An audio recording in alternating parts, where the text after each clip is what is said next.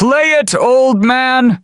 The words cracked across the plaza like a slap, loud enough to freeze conversations and turn heads. Tyler Brenson stood over Samuel Reed with a grin sharp enough to cut, his friends filming like this was entertainment instead of cruelty.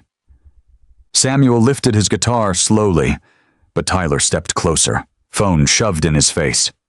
"Go on," he taunted. "Prove you're not just some useless bum pretending." The crowd murmured. Samuel's fingers trembled. Tyler smirked, confident the humiliation was only beginning. But then, Samuel strummed a single note. One note that sliced the air clean. One note that made Tyler's grin falter. One note that made the entire plaza fall silent. And what followed was mastery. Not talent, not luck, not surprisingly good.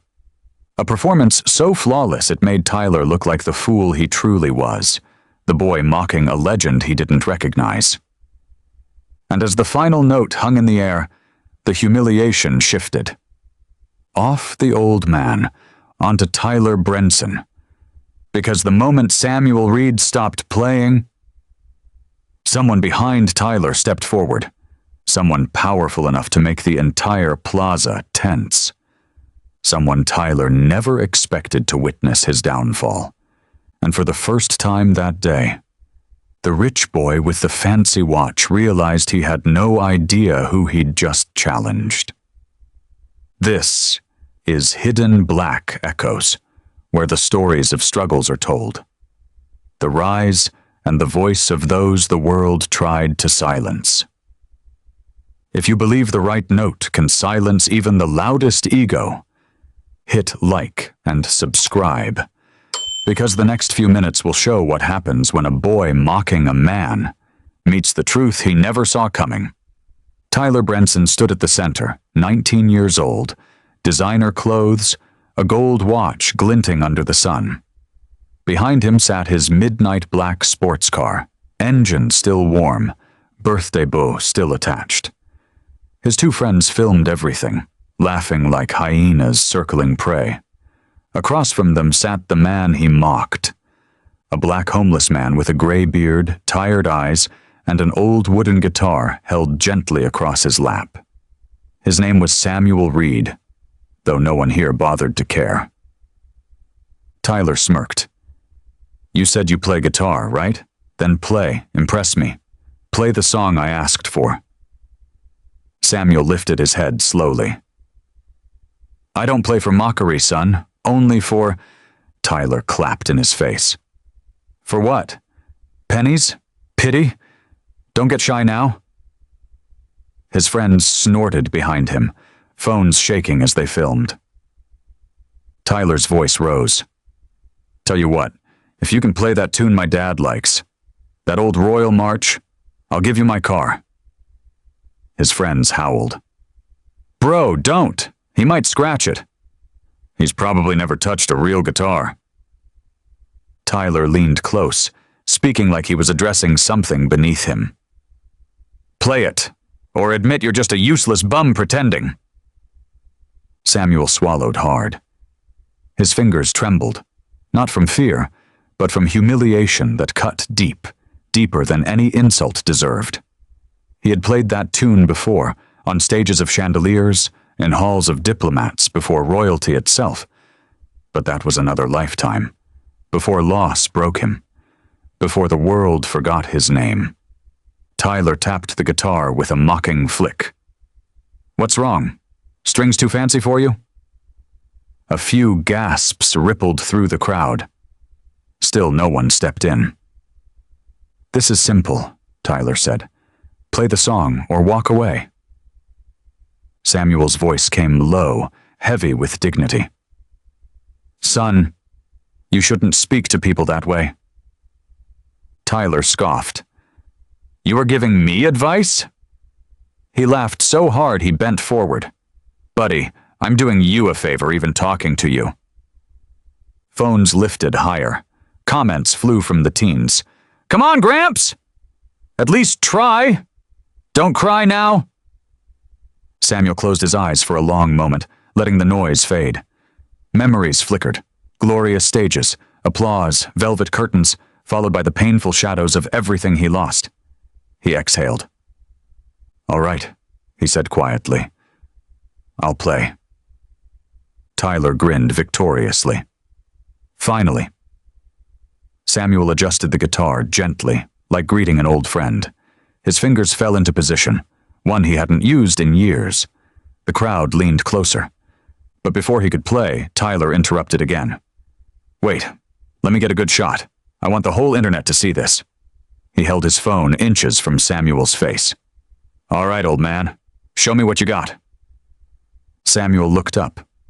Not angry, not afraid, just profoundly dignified. And for the first time, something flickered in Tyler's eyes. Doubt. Samuel lifted the guitar. Silence spread across the plaza. He strummed once. A single, pure note rang out, sharp, haunting, flawless, the kind of note that silenced birds and froze breath. Tyler's smirk faltered. Samuel's fingers moved again, faster, smoother. A melody flowed out, rich and precise. The Royal March, not played but mastered. Perfect pitch, perfect skill, perfect soul. Gasps shot through the crowd. Phones lowered, jaws dropped. People stepped closer, unable to help themselves. Tyler's friends stopped laughing. Tyler himself stood frozen, mouth slightly open. The old homeless man played as though conducting royalty, every note carrying decades of training, talent, and a life once filled with brilliance. He wasn't good. He wasn't impressive. He wasn't surprisingly talented. He was legendary. And Tyler Brenson, cocky heir to a billionaire fortune, felt the humiliation land on him instead. Because the man he mocked, the man he called worthless, the man he treated like a circus act, played circles around every musician he'd ever heard. Samuel finished the final note with a soft tremble, letting it linger like a whisper over water. The plaza erupted. Not with laughter, but with stunned silence. Tyler swallowed hard. His face drained. For the first time in his life, he had nothing to say. Because now everyone was staring at him. The boy who mocked a master. The fool who challenged a genius. The rich kid who didn't know greatness when it sat right in front of him. And this humiliation, this moment, was only the beginning. The final note drifted away like a feather on wind, soft, haunting, impossible to ignore. For a long moment, no one in the plaza moved. Even the fountain seemed to hush itself, water falling quieter as if it too were listening. Tyler Brenson stood stiff, his phone dangling at his side. His earlier confidence had crumbled, leaving only shock behind. His friends stared at Samuel Reed as if seeing a ghost. The homeless man lowered his guitar gently, almost reverently, like returning an old friend to rest. He didn't smile. He didn't bow. He didn't gloat. He simply breathed. And that alone made Tyler feel smaller. One of Tyler's friends broke first. "Bro, what was that?" The other whispered, "Dude, he played like a freaking maestro." Tyler snapped out of it, jaw tightening. He couldn't let the humiliation win. Not here. Not in front of all these people. Not while half the crowd had their phones pointing at him, waiting for his reaction. So he did what people born in privilege often do. He deflected. "Whatever," he scoffed, voice shaky but loud enough to pretend confidence. "Anyone can memorize a song." Someone from the crowd responded immediately, No, they can't." Another added, "My uncle's a music professor. That wasn't memorization, that was mastery." A third voice, "That man's a real musician. You should be ashamed." Tyler flushed. Mind your business. I was just giving him a chance to show off. Samuel exhaled slowly.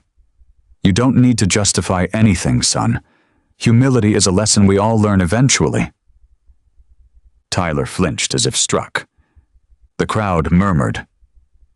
Several people stepped back from him, not far, just enough to send a message. A mother shook her head at him. A teenager who'd been recording quietly switched his camera from Tyler to Samuel. And then Samuel did something unexpected. He stood up. It took effort, his knees stiff, his back aching. But he rose with dignity, the kind of dignity no wealth can buy. His coat sagged, his shoes were worn, but he stood taller than every person in that plaza. Tyler's friend stepped back instinctively.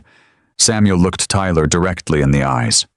Not with anger, not with revenge, with sadness. Young man, he said softly, you don't know who people are until life forces you to see them. Be careful who you embarrass. The world is smaller than you think. One of Tyler's friends whispered, What does that even mean? Samuel simply shook his head and began to walk away. Guitar hugged close to his chest. The crowd parted for him, respectfully, silently, letting him pass as though he were royalty. Tyler watched him leave, cheeks burning, adrenaline rising in his throat. The humiliation tasted like metal. Bitter, heavy, unavoidable. He muttered to his friends, Let's go. But before he could reach his car, a deep voice behind him spoke. Young man, were you the one mocking a homeless musician? Tyler turned. A tall, broad-shouldered man stood there, sunglasses on, suit pressed sharp, posture straight as a blade. His presence commanded attention. People stepped aside instinctively. Tyler blinked. Who are you? The man lifted his glasses. Sharp, intelligent eyes locked onto Tyler's with a quiet power that froze him instantly. My name, the man said calmly, is Nathaniel Brenson. Tyler's stomach dropped. His father. The billionaire. The empire builder. The man who owned half the city. The man Tyler desperately tried to impress. Every day. Nathaniel folded his arms. I saw everything. Tyler's throat tightened. Dad, I was just mocking a man for sport, Nathaniel said coolly. Is that what you've become? Tyler's friends suddenly found excuses to leave. They slipped away, pretending to check messages. Nathaniel didn't even look at them. He stepped closer to Tyler. Do you know who that man was? He's just some homeless guy with a guitar. Nathaniel's voice cut sharply. That homeless guy is Samuel Reed. Tyler blinked. Who? Nathaniel's jaw tightened. One of the greatest guitarists to ever live, a composer, a prodigy, a man whose music raised millions for charity, a man I once begged to perform at my own wedding. The plaza gasped. Tyler's knees nearly buckled. Nathaniel continued, voice low and heavy. He disappeared after losing his family. The music world searched for him for years, never knowing he was right here. And you? You mocked him. Tyler whispered, Dad, I didn't know. That's the point, Nathaniel snapped. You didn't ask. You didn't show respect. You assumed. Silence swallowed the plaza. Tyler stared at the ground. Nathaniel looked toward the direction Samuel had walked away, face softening with regret. Then he said something that made the entire plaza inhale sharply. Come with me. We're going to find him. Tyler looked up, startled. Why? Nathaniel's voice softened, not weakly, but with the authority of a man who knows true worth when he sees it. Because the man you humiliated is the man whose music once saved my life. The sun had dipped lower by the time Nathaniel Brenson and his son Tyler crossed the plaza. People whispered as they passed, some still filming, others simply watching the billionaire stride with purposeful intensity. Tyler followed behind him, nerves twisted tight like wires ready to snap. Nathaniel wasn't walking. He was hunting. The kind of walk that said, "I found what matters, and I'm not losing it again." Tyler had never seen his father like this. Not angry, not disappointed, not cold, but shaken. Deeply. "Dad," Tyler said quietly, jogging to keep up. "Can we talk about this before?" "No." Nathaniel didn't slow down. "This isn't about you right now. It's about him." Tyler swallowed the lump rising in his throat. The shame from the plaza still clung to him like oil. He wasn't used to being the one in the wrong. He wasn't used to being corrected, especially not by his father. They reached the sidewalk where Samuel Reed had wandered off, leaving only the faint memory of his melody behind. Nathaniel scanned the street. Nothing. A bus rumbled by. A couple walked a dog. Cars idled at the stoplight. No sign of Samuel. Tyler exhaled shakily. "Dad, what if he's gone?" Nathaniel's jaw tightened. "He disappeared once. I won't let it happen again." He began asking nearby vendors and pedestrians. "Excuse me, did you see an older man carrying a guitar? Did he walk left or right? Was he limping?" Most shook their heads. A few shrugged. But one, an elderly fruit seller, pointed. "He goes that way every evening," she said softly. "Up the hill, toward the old bridge." Nathaniel nodded respectfully. "Thank you." Tyler followed him up the sloping road, the city noise fading behind them. The further they walked, the quieter the world became. Old buildings lined the street, some closed, some covered in fading posters. It was the kind of route only people who lived rough would take. Out of sight, away from crowds. "Dad," Tyler whispered, "why does this matter so much? I mean, I get that he's talented, but—" Nathaniel stopped walking.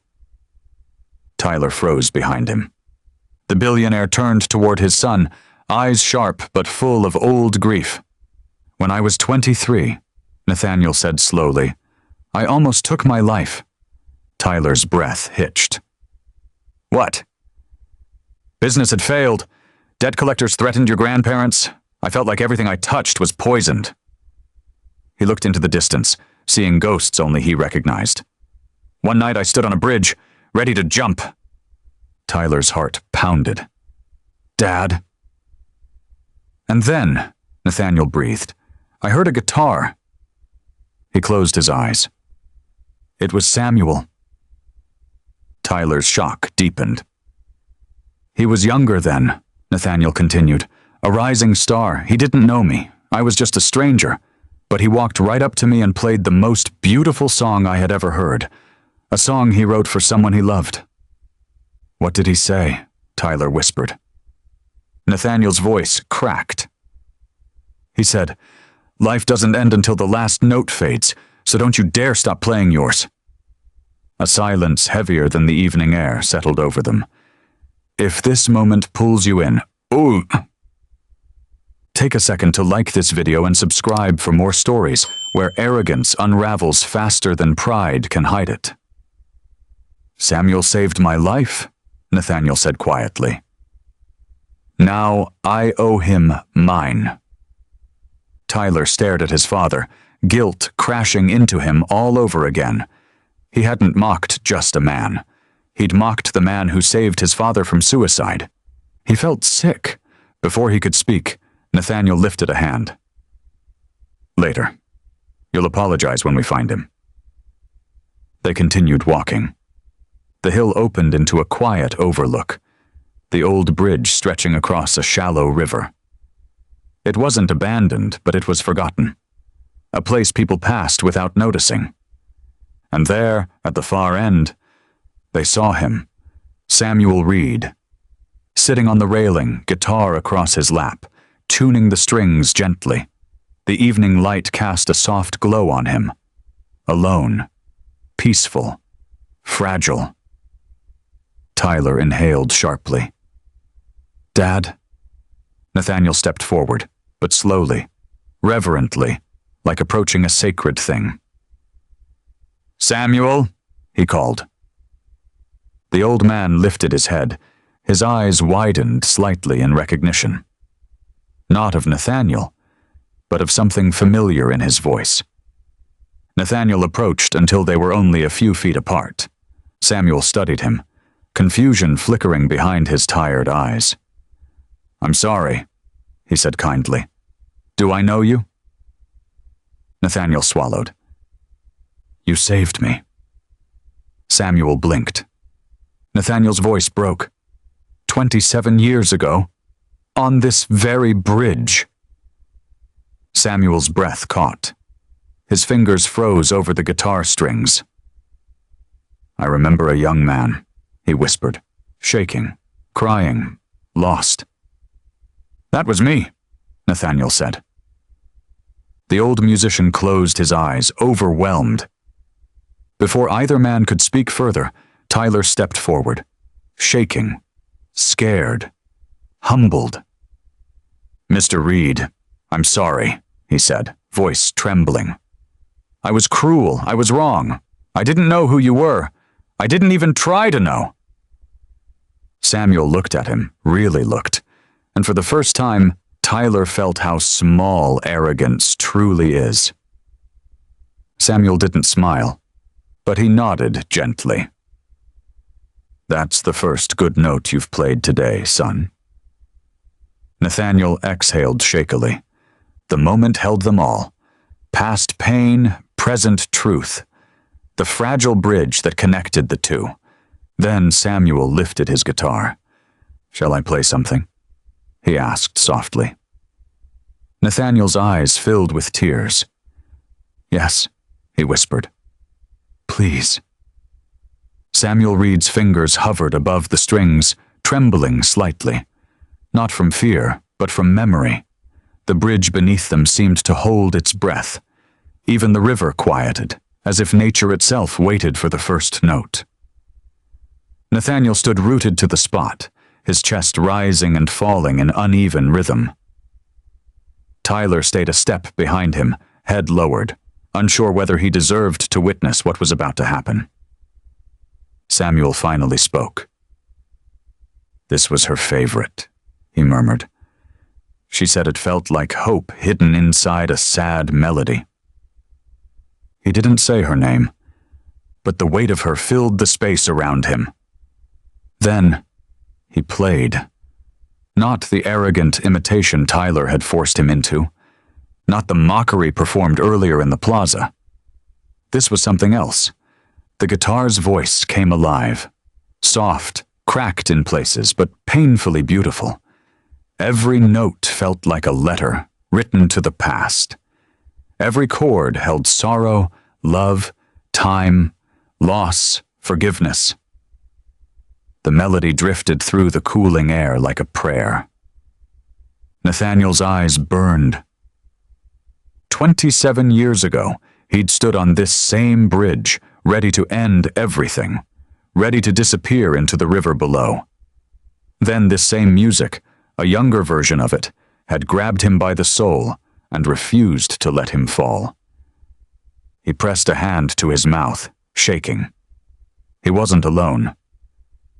Tyler had never seen his father cry. Not once. Not at funerals. Not at business failures. Not at his mother's departure.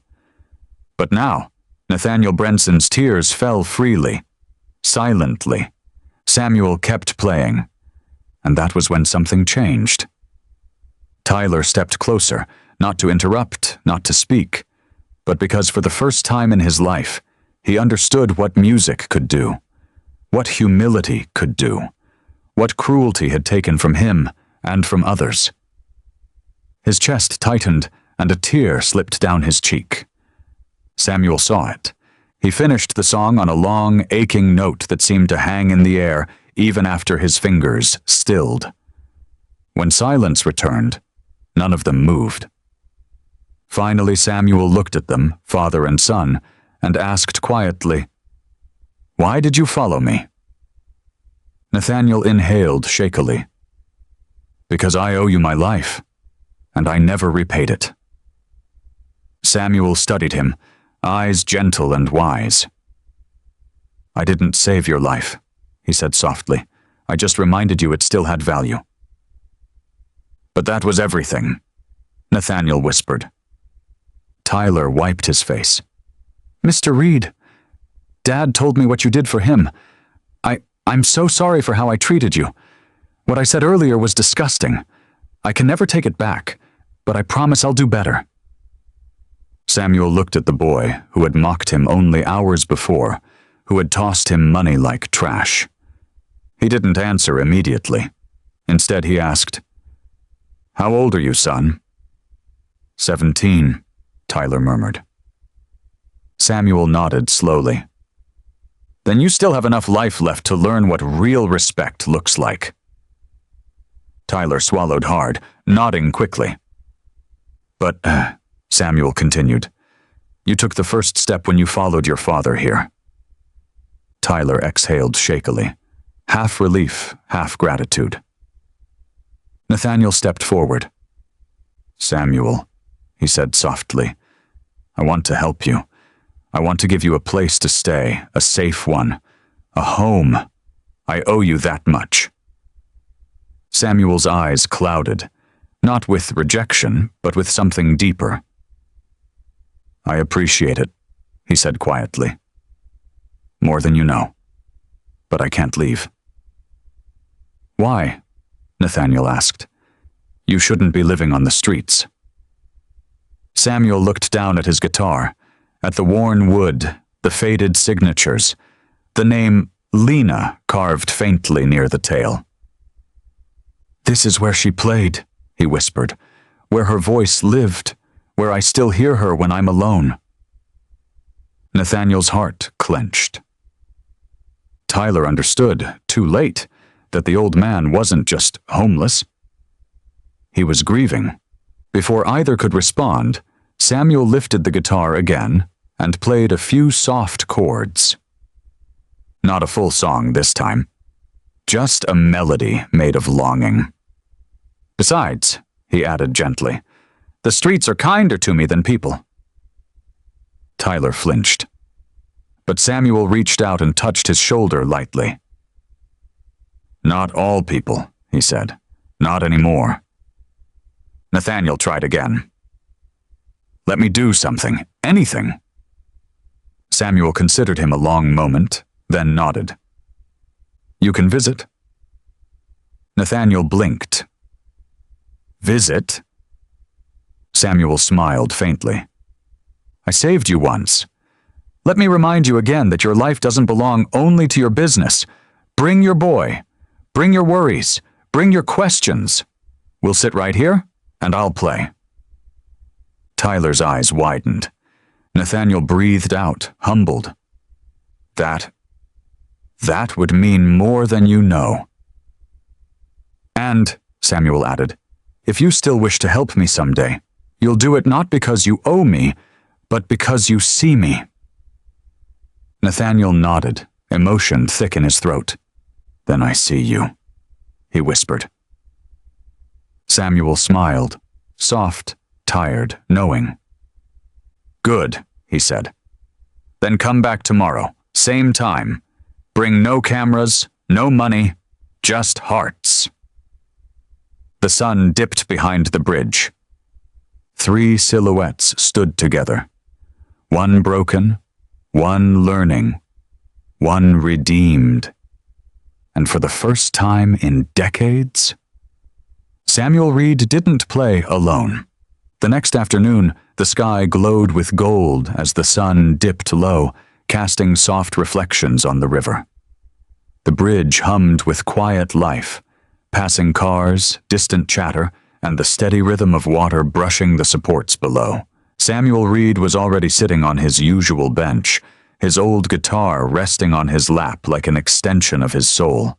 He tuned the strings gently, humming a soft melody. For a man with so little, he moved with the calmness of someone who had found peace where others only found noise. Nathaniel and Tyler arrived silently, not as a CEO and his heir, but as two men who needed something music could give them more than money ever could. Clarity. "Afternoon, Mr. Reed," Tyler greeted, voice steady but respectful. Samuel looked up, eyes warm. "Afternoon, son? Nathaniel?" The billionaire, dressed simply in jeans and a coat, nodded back. "We're here to listen, like you asked." Samuel chuckled softly. "Good. Most folks show up to talk, not to hear." Tyler sat beside him while Nathaniel stood a moment longer, looking at the man he owed his life to. The guilt that had weighed on him for decades felt lighter today. Not gone, just finally shared. Samuel began strumming. The notes were slow, smooth, drifting across the river like whispered stories. Tyler closed his eyes, letting the sound settle inside him. Nathaniel stared at the old man's hands, weathered, scarred, yet steady. Stronger than most men half his age. After a minute, Samuel stopped. "You look better today," he told Nathaniel with a smile. "I feel better today," Nathaniel admitted. "It's strange how your music does that." Samuel tapped his guitar. "This thing? It's just wood and strings. The healing comes from the silence between the notes." Tyler frowned thoughtfully. "Never heard it put like that." "That's 'cause you spend too much time hearing noise," Samuel said gently. "Silence teaches. Noise distracts." Nathaniel glanced at his son. One lesson landed. But then Samuel's expression shifted, becoming more serious. "You two came back for more than music," he said. It wasn't a question. Nathaniel's breath caught. Tyler shifted awkwardly. Samuel leaned back. "Go on. Say what's on your minds." Nathaniel stepped forward. "Mr. Reed, I've spent all night thinking. You refused my offer to take you off the streets. I respect that." He paused. "But I can't forgive myself if I leave things the same." Samuel's eyes softened. Nathaniel continued, voice steady but thick with emotion. "So, I want to propose something different. Not charity, not pity, a partnership." Samuel blinked, surprised. "Partnership?" "I want to sponsor you," Nathaniel said, "not as a homeless man, as a musician." Samuel's breath hitched. "I'm no musician, son.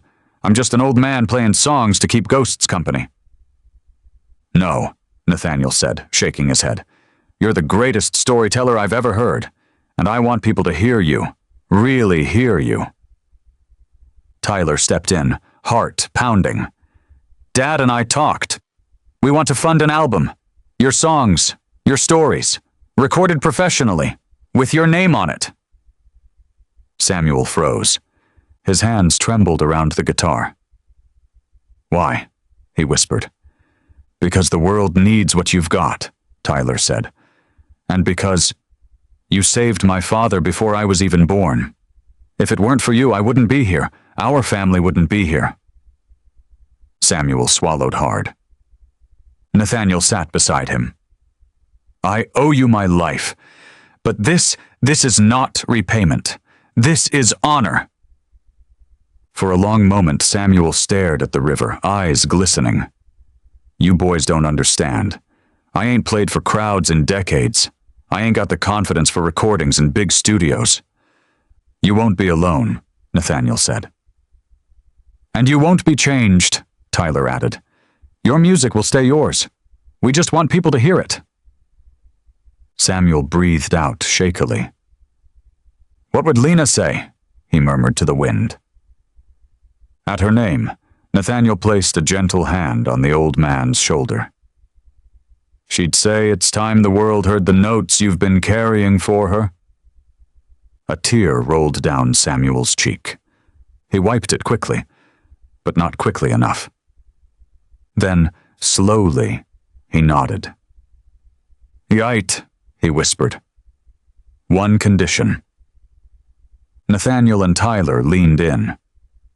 "Recordings must stay honest," Samuel said.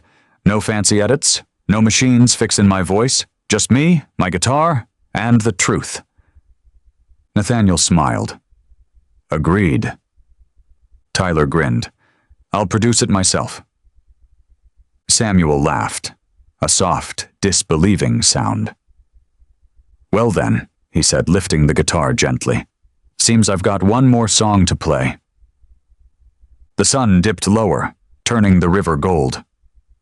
Samuel began a new melody, one Nathaniel had never heard. It was hopeful, brighter than the others, a song that sounded like beginnings instead of endings. People passing by slowed, listening. A mother and child stopped. A jogger paused mid-stride. Two elderly tourists leaned over the bridge railing. More heads turned, more feet stilled. Samuel Reed played, not for survival, not for memory, but for the future, and for the first time in decades. He wasn't invisible. He was seen. If stories like this remind you that true greatness has nothing to do with wealth, but with humility, talent, and the courage to see people clearly, hit like and subscribe, so you never miss the next story where dignity rises and pride finally learns its place.